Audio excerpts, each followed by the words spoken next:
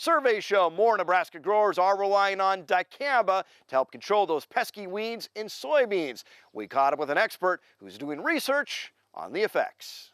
Dicamba gets a bad rap sometimes, but let's talk about the positives. I mean, it's a tool that really has brought a lot of control to Palmer. You look around fields in Nebraska this year, and it's been way less of a problem, and I can think that's only because we've seen more dicamba used. Yeah, no, that is correct there, Steve.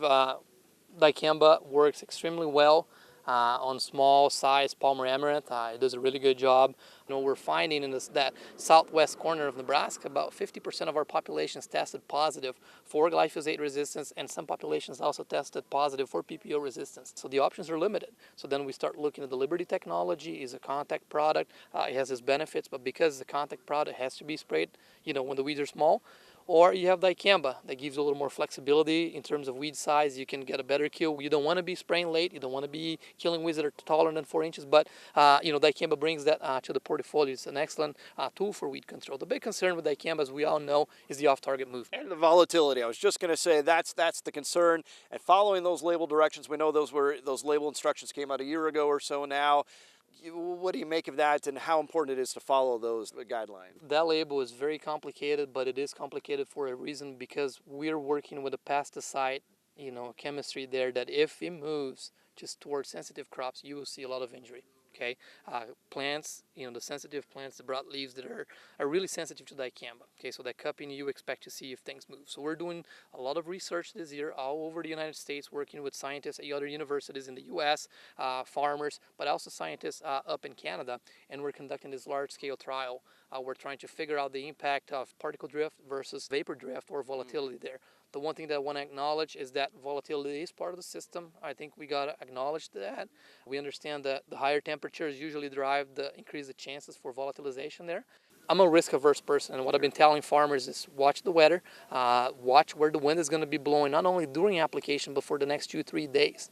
Is the wind going to shift around and move towards a sensitive crop? Because that dicamba that's there, if there is no rain, is going to be there, and some may turn into gas. If the wind changes direction and moves around, that might cause injury in neighboring crops. So it's important to acknowledge that. It's important to clean the tank.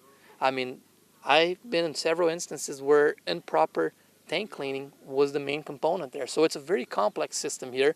And one of the things I've heard is a lot of guys are spraying this themselves. I guess my assumption was a lot of people would say the label's too complicated, I'm just going to hire this out. They could inadvertently cause some problems there. Absolutely. I mean, surprisingly, from the survey here, more than 70% that we asked last year, the survey last year, is that more than 70% of the acres that got covered in my survey were treated by farmers, sprayed by farmers. Okay, so that's a real high number. So if farmers are spraying their own field, I tell them to take the time, watch the weather, and do it by the book. In a state where cattle outnumber people, grazing is incredibly important. This year's Nebraska Grazing Conference focused on topics ranging from learning how to rehabilitate pastures to keeping them productive to incorporating mixed species like sheep into grazing operations. Conference leaders say events like these are important because there's more beef cattle than people in Nebraska, and those grasslands are used primarily for grass-fed production. The importance of a conference like this, or taking some of the topics that we have that address these more single issue things that are very easy to implement in 1 year, and then also some other management practices that can be used over the longer term. That long-time conference was held this past week in Kearney. Well, how about some Elvis-inspired donuts? Later we'll talk about some of the new fair foods you can check out at the Nebraska State Fair this year. Weather is up next.